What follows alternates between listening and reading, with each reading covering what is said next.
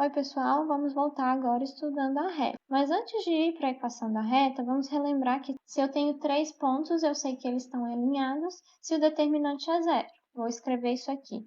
Então eu escrevi aí que a gente tem que eles estão alinhados ou são colineares, né? Se eu calculo o determinante de P1, P2 e P3 e dá zero, esse determinante aí. Mas se eles estão alinhados, é claro que existe uma reta que passa por esses pontos. Então, como que a gente determina a equação dessa reta? E aí, para a gente descobrir a equação da reta, a gente vai fazer o seguinte, a gente vai considerar um ponto genérico que está na reta, P1 e P2, outros dois pontos da reta que a gente sabe quem são. O que eu estou querendo dizer? Eu vou pegar P1, P2 e um ponto P, X, Y, que aí vai ser genérico. O que eu quero dizer com conhecidos é que eu sei o valor de x1 e y1, eu sei o valor de x2 e y2. Como eu estou considerando P1 e P2 pontos da reta e P também um ponto na reta, a gente sabe que o determinante dá zero. Então, vamos escrever esse determinante. Como que seria? Bom, seria x1, y1, 1, x2, y2, 1, x e y. E aí a gente faz o determinante e tem que ser zero. Mas se a gente calcula esse determinante, o que que a gente vai ter? E aí a gente tem isso daí. Não fiz com vocês porque determinante vocês sabem calcular. Agora, repara que aqui a gente tem x, aqui a gente tem x, aqui a gente tem y e aqui a gente tem y. Vamos colocar essas carinhas em evidência, do jeito que dá. Então, a gente tem isso daí, quando coloca em evidência o x e o y. Mas então, a gente vai pode chamar eles de outra coisa. Vamos considerar que y1 menos y2, eu vou chamar de A, x2 menos x1, eu vou chamar de B, e a outra parte ali, x1, y2 menos x2, y1, tá faltando ali, e ali vai ser chamado de C. Se a gente chama de A, B e C, o que que a gente vai ter no fim das contas? A gente vai ter AX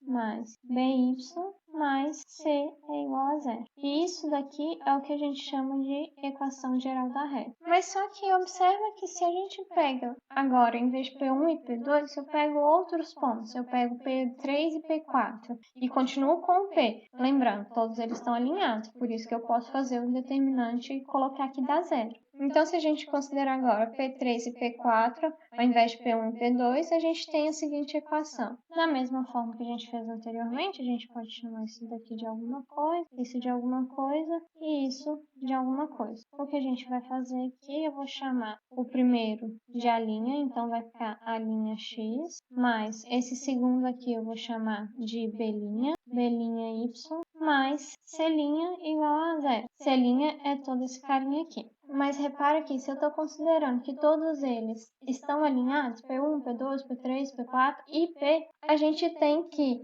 A', B', C' é um múltiplo de A, B e C. E o que eu quero dizer com múltiplo de A, B ou C? Se eu fizer A sobre A', vai dar K. Se eu fizer B sobre B', também vai dar K. Se eu fizer C sobre C', também vai dar K. Então, isso quer dizer que as equações encontradas são equivalentes, ou seja, a equação da reta não é única. É isso que eu quero dizer. Eu posso pegar outros pontos e encontrar outra equação, mas no fim das contas é a mesma reta. Agora, vamos fazer um exemplo numérico, que aí fica mais fácil de entender o que eu estou falando. Então, a gente vai considerar A, B e P, em que A, B é conhecido. Ali ficou faltando um espaço, tá um ponto, né? Mas, enfim, pontos colineares. Então, quer dizer que se eu fizer o determinante de A, B e P, eu tenho que conseguir que esse determinante é zero. E achar a equação da reta. Depois, ele pede que, dado outros pontos Q e R, achar uma outra equação da reta e ver que esses outros pontos que a gente pegou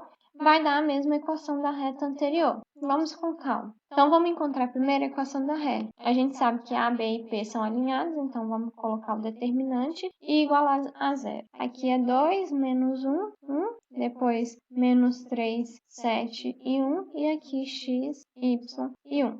E aí, se a gente resolver isso daqui, a gente vai encontrar a equação da reta. Então, vamos resolver. O primeiro é 2 vezes 7 vezes 1, então dá 14. O segundo, menos 1 vezes 1 vezes x, menos x. Ainda, 1 vezes menos 3 vezes y menos 3y. Agora, voltando, 1 vezes 7, 7 vezes x menos 7. Então, 7x, né? Vamos colocar agora, menos 1 vezes menos 3 dá 3, vezes 1 vai dar 3, só que é negativo que a gente tem que pôr, então, menos 3. E por último, 2 vezes 1, 2 vezes y, 2y. Então, é menos 2y. Resolvendo isso aqui, a gente vai ficar com menos 8x menos 5y mais 11 é igual a zero. Beleza, essa é a nossa equação da reta que ele pediu para encontrar. Agora, o que a gente vai fazer é pegar o ponto Q, R e P, ver qual que é a equação da reta e depois ver que ela é equivalente à equação da reta dada pelos pontos A, B e P. Então, a gente vai pegar menos 8, 15 e 1, 7, menos 9 e 1, depois x, y e 1, x, y e 1. Fazer o determinante e ver igual a zero. Então, calculando, a gente vai ter menos 8 vezes menos 9, 72, vezes 1, 72. Então, aqui a gente tem 72. 15 vezes 1 vezes x, mais 15x. 1 vezes 7 vezes y dá mais 7y, menos agora 1 vezes menos 9 dá menos 9 vezes 9, então aqui vai dar mais 9x. Depois 15 vezes 7 vezes 1, menos 105. E depois menos 8 vezes 1 vezes y, mais 8y, é igual a zero. E aí, calculando isso aqui, a gente vai ter 24x mais 15y menos 33 é igual a zero. Mas aqui dá para ver que elas são equivalentes, que elas são múltiplas uma da outra. Por quê? Se a gente multiplica essa daqui por menos 3, a gente vai chegar exatamente nessa equação. Da mesma forma, se a gente divide isso daqui por menos 3, a gente chega nessa equação aqui. E claro que um ponto pertence à reta se ele satisfaz a equação da reta, ou seja, eu pego um ponto genérico. Substituo, dá zero igual a zero, beleza, então ele pertence à reta. Só isso que tem que fazer se a gente quer saber se um ponto pertence àquela reta. Agora a gente vai observar alguns casos particulares da reta. Eu estou considerando que a reta é ax mais by mais c igual a zero. Só que eu não falei o que acontece se A é zero, se B é zero, se C é zero. Eu não falei desses casos. E aí eu já coloquei aqui os desenhos, mas o que eu quero fazer é o seguinte. Eu quero A igual a zero, mas B aqui vai ser diferente de zero. Então, quer dizer que a gente tem a equação by mais c igual a zero. Ou seja, y é igual a menos c sobre b. Então, a gente conseguiu que y é uma constante para qualquer valor de x, quer dizer que a gente tem essa reta aqui. Agora, se a gente coloca b igual a zero, o que a gente vai ter? A diferente de zero e b igual a zero. Então, a gente tem ax mais c igual a zero, então quer dizer que x é menos c sobre a. Ou seja, para qualquer valor de y, a gente tem que x é uma constante. Então, a reta que a gente vai ganhar é essa daqui, perpendicular ao eixo x, paralela ao eixo y.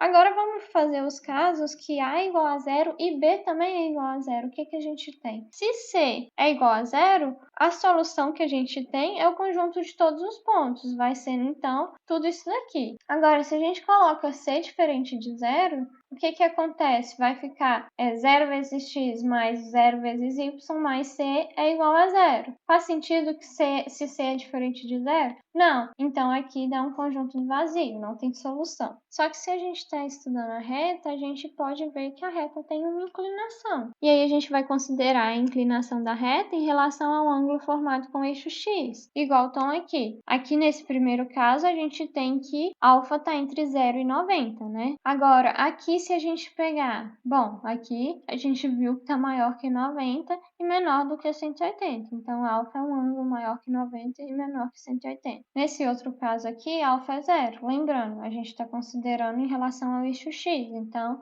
o ângulo que a gente tem é zero. E por último ali, a gente tem que é paralelo ao eixo y, ou seja, α é 90 graus. E por que eu estou falando disso? Porque agora a gente vai estudar o coeficiente angular. Vamos ver. Agora a gente vai considerar então uma reta da forma y igual a mx mais n, com uma inclinação α em relação ao eixo x. E aí o que ele está definindo? Ele está definindo que o coeficiente angular dessa reta é um número real m, tal que m é igual a tangente desse α.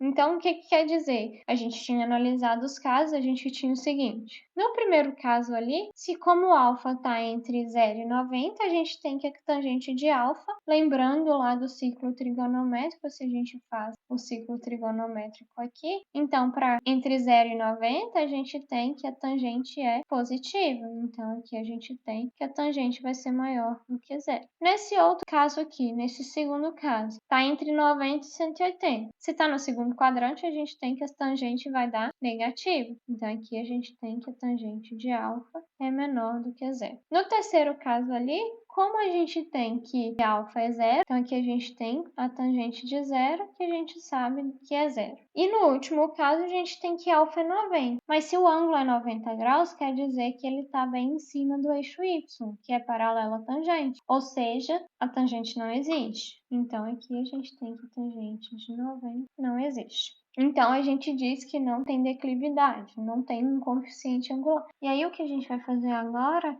é ver como que calcula o coeficiente angular da reta pelos seus pontos, né? Dados seus dois pontos. Se a gente considera dois pontos quaisquer, igual eu considerei ali, P e Q, se a gente faz a tangente desse ângulo aqui, o que a gente tem? A tangente de alfa é igual a cateto oposto, o nosso cateto oposto é y2 menos y1, dividido por cateto adjacente, que é x2 menos x1. E isso daqui dá m. E esse caso aqui, lembrando, é o caso que alfa é menor do que 90 graus e maior do que zero. O outro caso que a gente vai calcular agora é quando o alfa está entre 90 e 180. Beleza, mas agora quem que é o alfa? Bom, o alfa é esse carinha aqui, né? Mas se alfa é esse daqui, quem que é esse aqui? Esse daqui vai ser 180 menos alfa. Mas esse ângulo aqui é o mesmo desse, então aqui é 180 menos alfa. E aí a gente pode calcular a partir desses dois pontos. Vamos lá, tangente de 180 menos alfa. O que isso vai dar? Bom,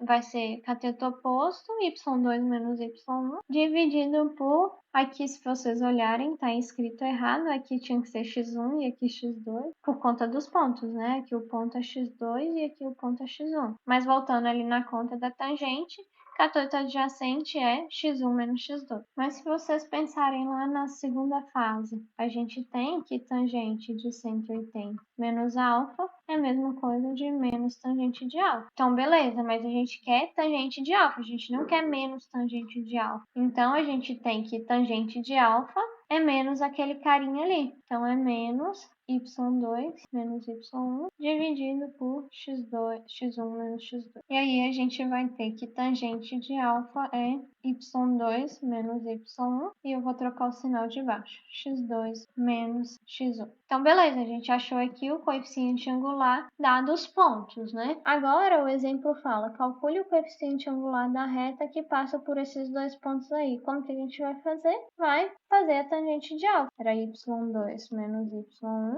dividido por x2 menos y1, que é m. Logo, a gente tem que m é... Quem que eu posso pegar? Eu posso pegar o menos 3, menos 2. E no denominador, a gente tem 5 menos 1. Então, fazendo a conta, a gente tem que o coeficiente angular é menos 5 sobre 100. E é só isso que vocês teriam que fazer para achar o coeficiente angular dado dois pontos quaisquer. Agora, vamos relembrar uma coisa de sistema de equações que vocês estudaram lá na terceira fase. Lá, a gente aprende a dar solução para o sistema. Possível determinado, possível indeterminado ou impossível. Talvez o professor, quando estava lá na terceira fase, já até passou para vocês o que quer dizer isso geometricamente. Porque, beleza, a solução pode ser única quando é possível determinada, a solução pode ser infinita quando é possível indeterminada, e pode não existir solução. E geometricamente, o que é isso? Bom, geometricamente, se vocês não aprenderam, né, não sei se já aprenderam ou não, a gente tem o seguinte...